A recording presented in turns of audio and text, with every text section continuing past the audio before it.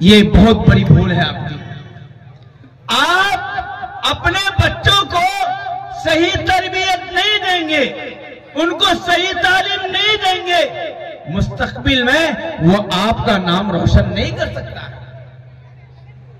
नहीं कर सकता है, किसी हालत में नहीं कर सकता है। अगर आप ये चाहते हैं कि मेरा बेटा कल चलकर मेरे लिए सहारा बने, उसकी वजह से मेरा नाम रोशन हो, तो उनकी ये 15-20 साल जो जिंदगी है उनकी सही तालीम और तरबियत कीजिए, तालीम दीजिए, उनको पढ़ाइए, हाफिज बनाइए, आलिम बनाइए, डॉक्टर बनाइए, प्रोफेसर बनाइए, लेकिन तालीम से जरूर उनको जोड़िए। तय कीजिए मैं एक वक्त भूखा रह जाऊंगा, 2 वक्त भूखा रहने की जरूरत पड़ेगी रह जाऊंगा, 3 वक्त भूखा रहने की जरूरत पड़ेगी रह जाऊंगा। मैं 1 हफ्ता 2 हफ्ता गोश्त नहीं लाऊंगा, मछली नहीं लाऊंगा, लेकिन अगर बच्चे की तालीम की फीस की जरूरत पड़े मैं वो फीस अदा करूंगा, लेकिन अपनी जुबान को कंट्रोल कर करके अपने बच्चों को जरूर भी जरूर तालीम से जोड़ेंगे भाई, अरे जोड़ेंगे, तालीम देंगे। इसलिए कि मेरे भाई ये तालीम ही वो चीज है, ये तालीम ही वो चीज। एक जमाना था, एक जगह मैंने एक किताब में पढ़ा था, वो किताब का नाम मुझे याद नहीं आ रहा अभी, आपके दरमियान आकर तो वाकया याद आ गया कि एक आदमी, एक गांव, एक बस्ती थी, उस बस्ती में सारे के सारे लोग अनपढ़ जाहिल थे, अनपढ़ जाहिल थे वो लोग।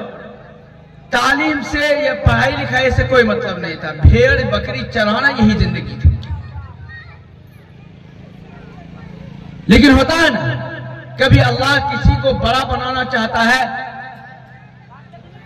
तो खराब के दरमियान से भी उसको निकाल देता है। किसी तरह वहां का एक बच्चा पढ़ लिया और पढ़ करके इतना तरक्की किया कि एक बादशाह का वजीर बन गया। क्या बन गया बोलिए? एक बादशाह का वजीर बन गया, नौकरी लग गई, मास्टर बन गया। एक दिन बादशाह ने कहा कि अपने वालिद को बुलाओ यहां, उनकी मेहमान नवाजी कराएंगे हम। लिहाजा उन्होंने पहले जमाना में खत के जरिए पैगाम भेजा, उनके वालिद साहब आए। जो बादशाह थे तो सोचा कि मेरा ये वजीर है, मेरे यहाँ रोजाना रहता है, उनका वालिद आ रहा है, लिहाजा सही ढंग से इस्तेकबाल कर लिया जाए। स्टेशन पहुंच गया उनके वालिद के इस्तेकबाल के लिए, और उनके वालिद के इस्तेकबाल के लिए उस जमाने में जो तरीके थे, ढोल पोपी लेकर के चले और जाकर के उनके इस्तेकबाल के लिए खड़े हैं। बादशाह के ध्यान में यह था कि बेटा पढ़ करके इतना बड़ा आदमी बन गया है तो उनका बाप भी तो जुब्बा कुब्बा वाला होगा, वैसा उसका बाप होगा, तब ना अपने बेटे को पढ़ाया लिखाया है, तब ना अपने बेटे को पढ़ाया लिखाया है। लिहाजा बादशाह जब ध्यान में यह सोच रहा था तो वो उसी तरह का आदमी तलाश रहा था कि जुब्बा कुब्बा वाला आदमी निकलेगा। वहां एक आदमी निकला और देखा कि वो आदमी लुंगी उसके कंधे में है और चप्पल को लाठी में लेकर के आ रहा है। अपने जमाना बहुत सारे आदमी पहले जमाना में होता था ना, लुंगी रख लिया है, ना तेल है, ना बाबरी बना हुआ है, सर कुछ भी नहीं, ऐसे आ रहा है परागंदा। तो बादशाह वजीर से कहा कि तुम्हारे वालिद कहाँ आए? कहा यही तो मेरे वालिद हैं। कहा यही तो मेरे वालिद है। मेरे दोस्त जवाब सुनिए, जरा एक बात सुनिए। बादशाह ये कहता है, अरे तुम्हारा बाप तो बहुत बेवकूफ लगता है, तुम्हारा बाप तो बहुत बेवकूफ लगता है, इस तरह बन के आया, बेवकूफी हुआ ना। जरा उस बेटे का जवाब सुनिए। कहा बादशाह साहब मेरा बाप बेवकूफ नहीं, मेरा बाप अक्लमंद है, जिसने अपने बेटे को पढ़ा करके इतना बड़ा बना दिया। बेवकूफ तो मेरे बाप का बाप था, जिन्होंने अपने बेटे को कुछ पढ़ाया लिखाया नहीं।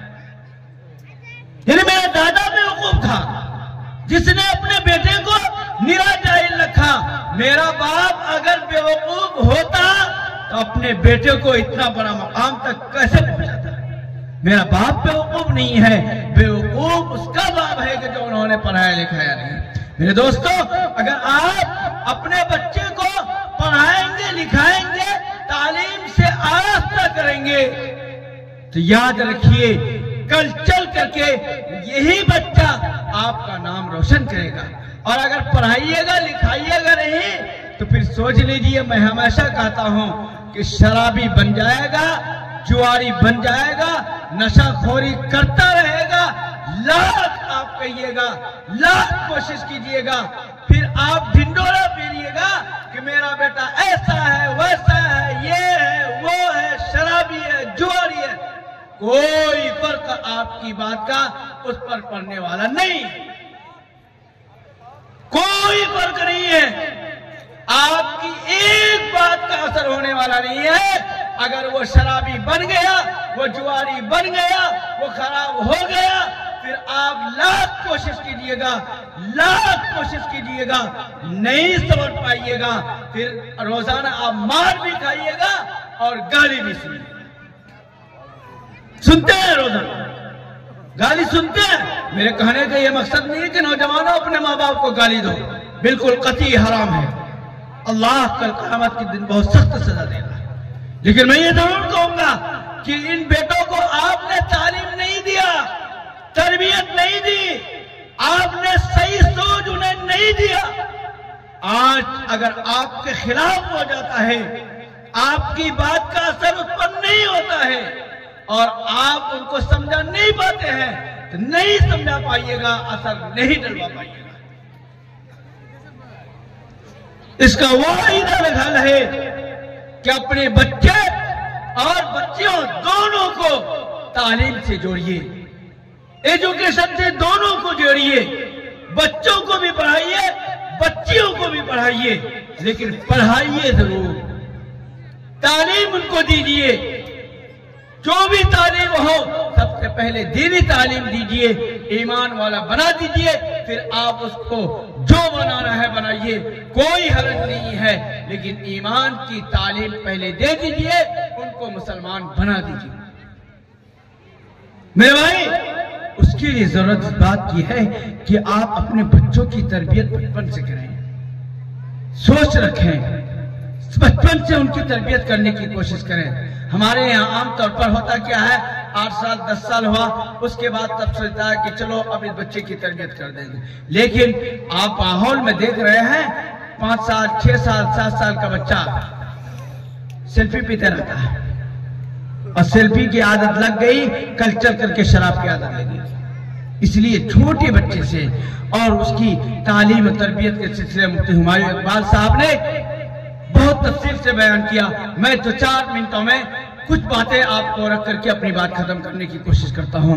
सबसे पहली चीज यह है कि आप बच्चे की पैदाइश हो तो उसके पैदाइश के वक्त ही, आप लोग जानते हैं ना तरीका क्या है, दाएं कान में अजान कही जाए, बाएं कान में इकामत कही जाए।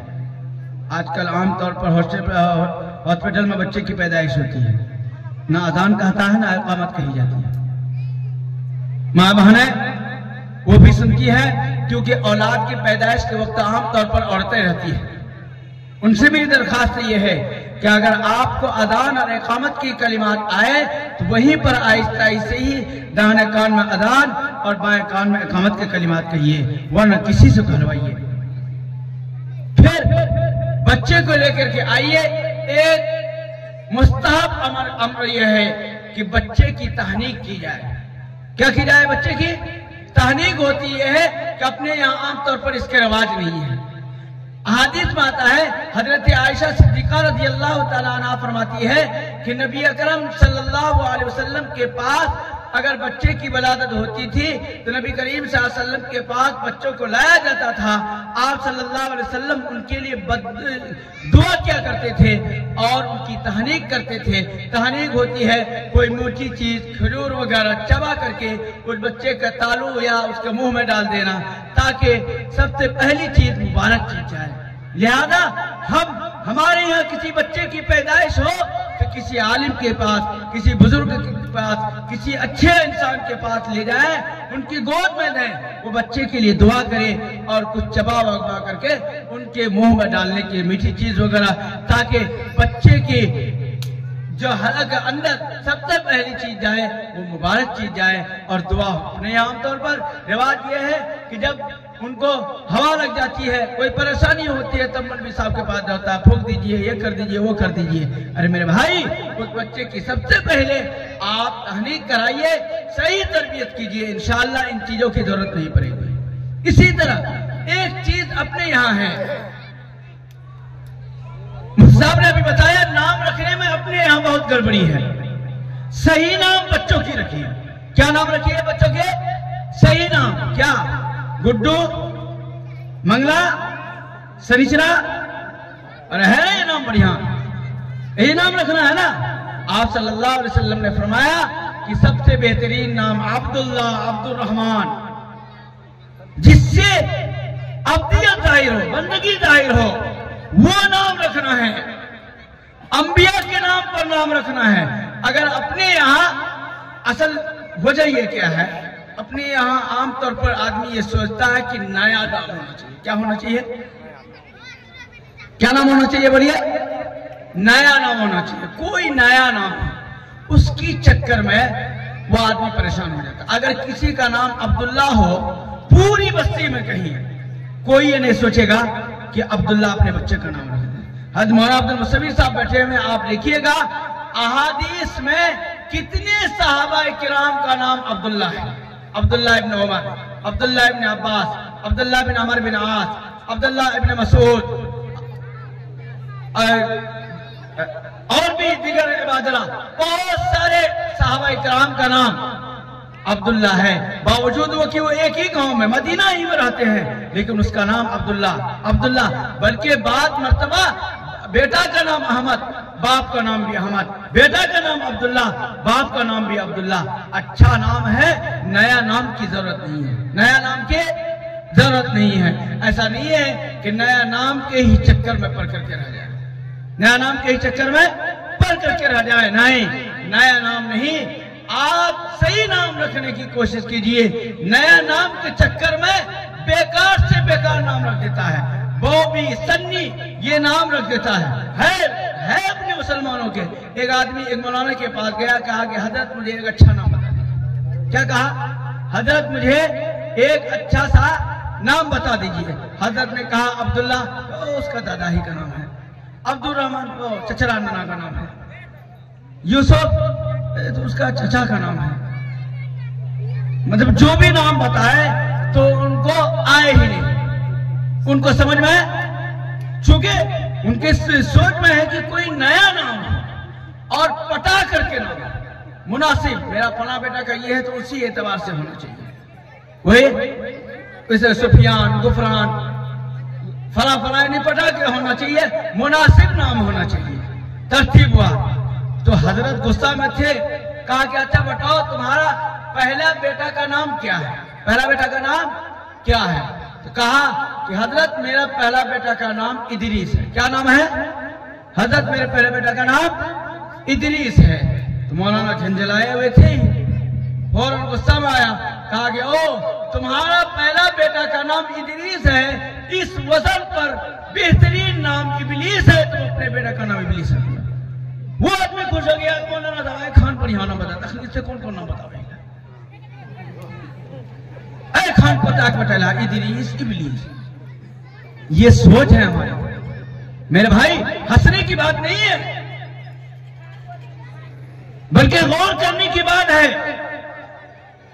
कि आप अच्छे नाम रखने के लिए तैयार नहीं है, उनका नाम अच्छा रखिए, उनकी सही तालीम और तरबियत कीजिए और उनको सही तौर पर पढ़ाइए लिखाइए, इंतहाई जरूरी है। आप अपने बच्चों के लिए अकीका कीजिए। कितने लोग बताइए जो अपने बच्चों के नाम से अकीका कर चुके हैं? हाथ उठा के कोई बताइए अल्लाह के लिए जो अपने बच्चों का अकीका कर चुके हैं। 2-4 अपराधी होंगे। खतना में भोज बरखा सबको बड़ा वाला, ये उसको दावत, वो उसको दावत। हालांकि खतना की दावत कोई जरूरी नहीं है। जिसको हम लोग सुन्नत बोलते हैं उसकी दावत कोई जरूरी नहीं है। लेकिन अकीका ये मुस्तहब अम्र है। आप सल्लल्लाहु अलैहि वसल्लम ने फरमाया कि अकीका की वजह से वो बच्चा मरहूम रहता है, यानी बीमारियों वगैरह में गिरफ्त किया हुआ रहता है, घिरा हुआ रहता है। अकीका करने की वजह से वो बीमारियों वगैरह से महफूज हो जाता है।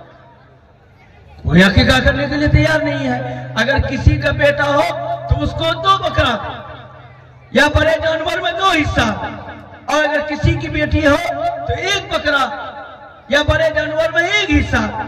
यह अकीका करना मुस्तहब है, इसको कीजिए। नहीं करता, आज का आपका ये प्रोग्राम रखा गया, अल्हम्दुलिल्लाह इसमें अकीका किया गया।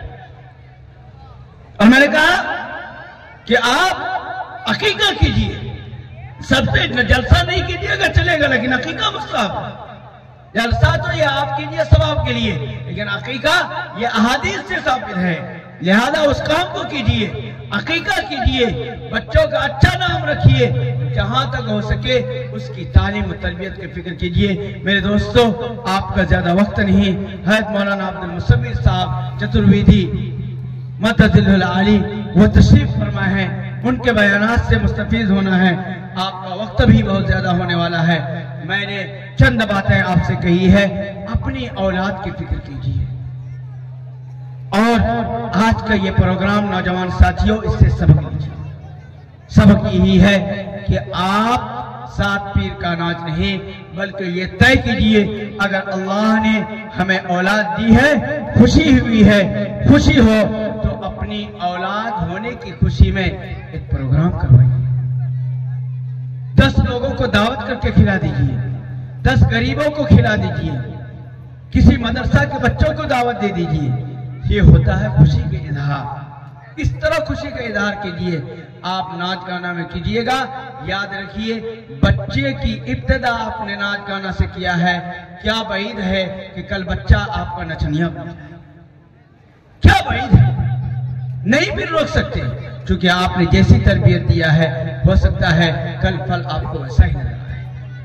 और आप जलसा किए हैं बच्चे की खुशी में, तो इंशाअल्लाह उम्मीद है कि आपका बच्चा आलिम बनेगा, मुफ्ती बनेगा।